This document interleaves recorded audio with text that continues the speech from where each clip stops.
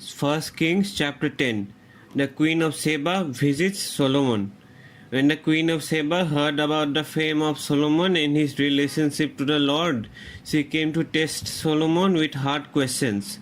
Arriving at Jerusalem with a very great caravan, with camels carrying spices, large quantities of gold and precious stones, she came to Solomon and talked with him about all that she had on her mind. Solomon answered all her questions. Nothing was too hard for the king to explain to her. When the Queen of Sheba saw all the wisdom of Solomon in the palace he had built, the food on his table, the seating of his officials, the attending servants in their robes, his cupbearers, and the burnt offerings he made at the temple of the Lord, she was overwhelmed. She said to the king, "The report I heard in my own country about your achievements and your wisdom is true. But I did not believe these things until I came and saw with my own eyes. Indeed, not even half was told me. In wisdom and wealth you have far exceeded the report I heard. How happy your people must be! How happy your officials who continually stand before you and hear your wisdom. Praise be to the Lord your God who has delighted in you and placed you on the throne of Israel. Because of the Lord's eternal love for Israel, he has made you king to maintain justice and righteousness." And she gave the king 120 talents of gold, large quantities of spices and precious stones. Never again were so many spices brought in as those the Queen of Sheba gave to King Solomon.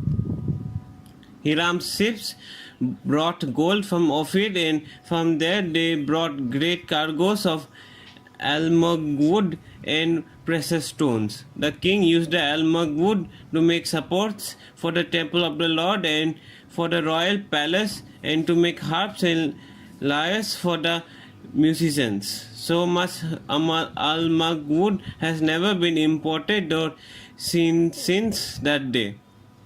King Solomon gave the Queen of Sheba all she desired and asked for, besides what he had given her out of his royal bounty. Then she left and returned to her own country. Solomon's splendor. The weight of the gold that Solomon received yearly was 666 talents, not including the revenues from merchants and traders and from all the Arabian kings and the governors of the territories. King Solomon made 200 large shields of hammered gold. 600 shekels of gold went into each shield. He also made 300 small shields of hammered gold with 3 minas of gold in each shield. The king put them in the palace of the forest of Lebanon. Then the king made a great throne inlaid with ivory and overlaid with fine gold. The throne had 6 steps, and its back had a rounded top. On both sides of the seat were armrests with a lion standing beside each of them. 12 lions stood on the 6 steps, one at either end of each step. Nothing like it had ever been made for any other kingdom. All King Solomon's goblets were gold, and all the household articles in the palace of the forest of Lebanon were pure gold. Nothing was made of silver, because silver was considered of little value in Solomon's days. The king had a fleet of trading ships at sea along with the ships of Hiram. Once every 3 years it returned, carrying gold, silver and ivory, and apes and baboons. King Solomon was greater in riches and wisdom than all the other kings of the earth. The whole world sought audience with Solomon to hear the wisdom God had put in his heart. Year after year, everyone who came brought a gift, articles of silver and gold, robes, weapons and spices, and horses and mules. Solomon accumulated chariots and horses. He had 1,400 chariots and 12,000 horses, which he kept in the chariot cities and also with him in Jerusalem. The king made silver as common in Jerusalem as stones, and cedar as plentiful as sycamore fig trees in the foothills. Solomon's horses were imported from Egypt and from Kue. The royal merchants purchased them from Kue at the current price. They imported a chariot from Egypt for 600 shekels of silver and a horse for 150. They also imported them to all the kings of the Hittites and of the Arameans. 1 Kings chapter 11. Solomon's wives. King Solomon, however, loved many foreign women besides Pharaoh's daughter, Moabites, Ammonites, Edomites, Sidonians, and Hittites. They were from nations from which the Lord had told the Israelites, "You must not intermarry with them, because they will surely turn your hearts after their gods." Nevertheless, Solomon held fast to them in love. He had 700 wives of royal birth and 300 concubines, and his wives led him astray. As Solomon grew old, his wives turned his heart after other gods, and his heart was not fully devoted to the Lord his God, as the heart of David his father had been. He followed Ashtoreth, the goddess of the Sidonians, and Molech, the detestable god of the Ammonites. So Solomon did evil in the eyes of the Lord. He did not follow the Lord completely, as David his father had done. On a hill east of Jerusalem, Solomon built a high place for Chemosh, the detestable god of Moab, and for Molech, the detestable god of the Ammonites. He did the same for all his foreign wives who burned the incense and offered sacrifices to their gods. The Lord became angry with Solomon because his heart had turned away from the Lord, the God of Israel, who had appeared to him twice. Although he had forbidden Solomon to follow other gods, Solomon did not keep the Lord's command. So the Lord said to Solomon, "Since this is your attitude and you have not kept my covenant and my decrees, which I had commanded you, I will most certainly tear the kingdom away from you and give it to one of your subordinates. Nevertheless, for the sake of David your father, I will not do it during your lifetime. I will tear it out of the hand of your son. Yet I will not tear the whole kingdom from him, but will give him one tribe for the sake of David my servant, and for the sake of Jerusalem which I have chosen." Solomon's adversaries. Then the Lord raised up against Solomon an adversary, Hadad the Edomite, from the royal line of Edom. Earlier, when David was fighting with Edom, Joab, the commander of the army, who had gone up to bury the dead, had struck down all the men in Edom. Joab and all the Israelites stayed there for 6 months until they had destroyed all the men in Edom. But Hadad, still only a boy, fled to Egypt with some Edomite officers who had served his father. They set out from Midian and went to Paran. Then, taking people from Paran with them, they went to Egypt, to Pharaoh, king of Egypt, who gave Hadad a house and land and provided him with food. Pharaoh was so pleased with Hadad that he gave him a sister of his own wife, Queen Tahpenes, in marriage. The sister of Tahpenes bore him a son named Gunebath, whom Tahpenes brought up in the royal palace. There Gunebath lived with Pharaoh's own children. While he was in Egypt, Hadad heard that David rested with his ancestors and that Joab, the commander of the army, was also dead. Then Hadad said to Pharaoh, "Let me go that I may return to my own country." "What have you lacked here that you want to go back to your own country?" Pharaoh asked. "Nothing," Hadad replied, "but do let me go." And God raised up against Solomon another adversary, Rezon, son of Eliada, who had fled from his master, Hadadezer, king of Zobah. When David destroyed Zobah's army, Rezon gathered a band of men around him and became their leader. They went to Damascus, where they settled and took control. Rezon was Israel's adversary as long as Solomon lived, adding to the trouble caused by Hadad. So Rezon ruled in Aram and was hostile toward Israel. Jeroboam rebels against Solomon. So Jeroboam, son of Nebat, rebelled against the king. He was one of Solomon's officers, an Ephraimite from Zeredah, and his mother was a widow named Zeruah. Here is the account of how he rebelled against the king.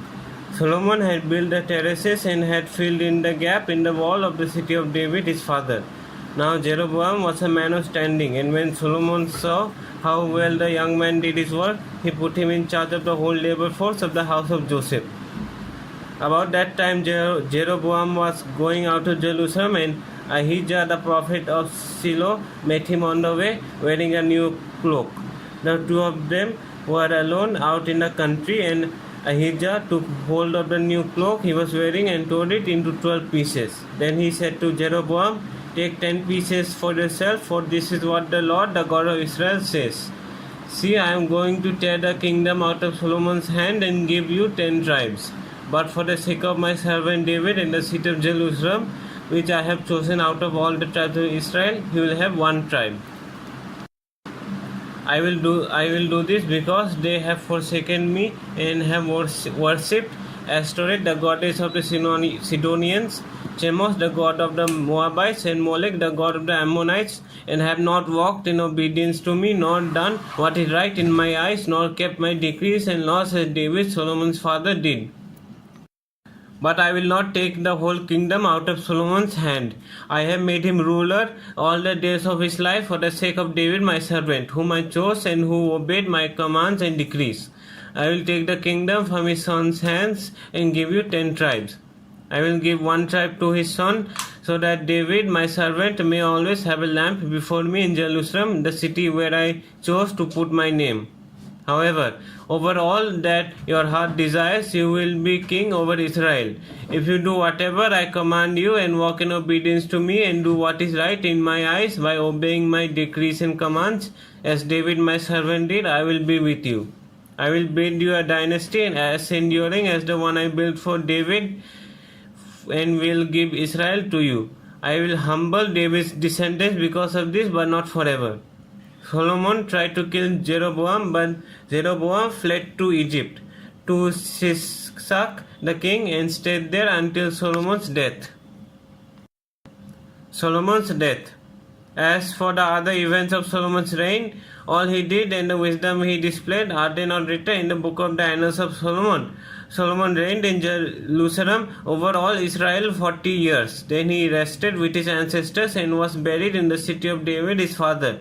And Rehoboam his son succeeded him as king. 1 Kings chapter 12. Israel rebels against Rehoboam. Rehoboam went to Shechem, for all Israel had gone there to make him king. When Jeroboam, son of Nebat, heard this, he was still in Egypt, where he had fled from King Solomon. He returned from Egypt. So they sent for Jeroboam, and he and the whole assembly of Israel went to Jeroboam and said to him, Your father put a heavy yoke on us, but now lighten the harsh labor and the heavy yoke he put on us, and we will serve you.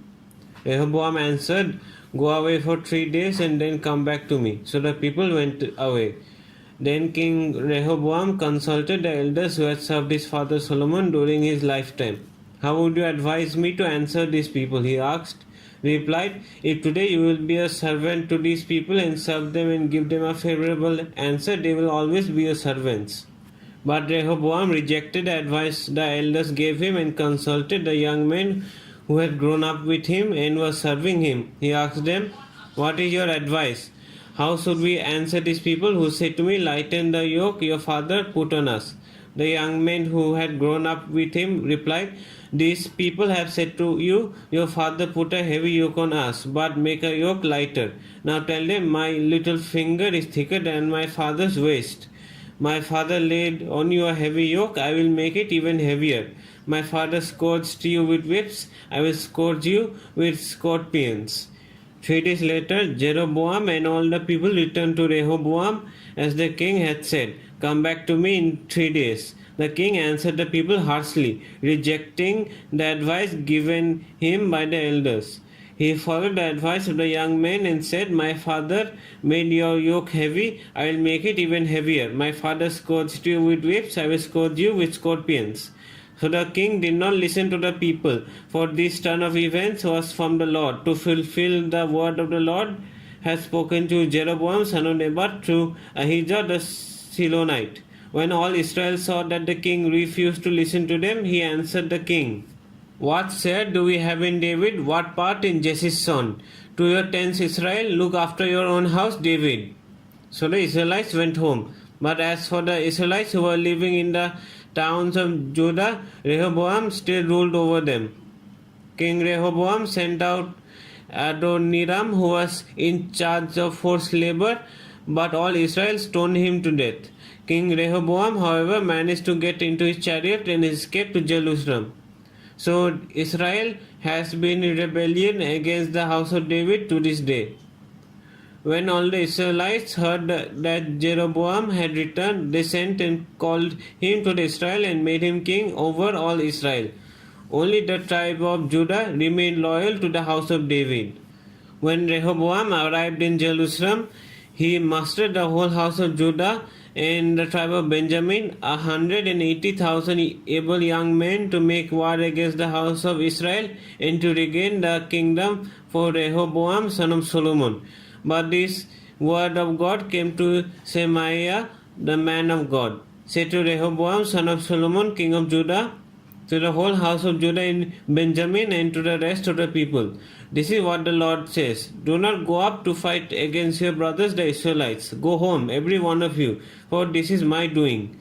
So they obeyed the word of the Lord and went home again as the Lord had ordered.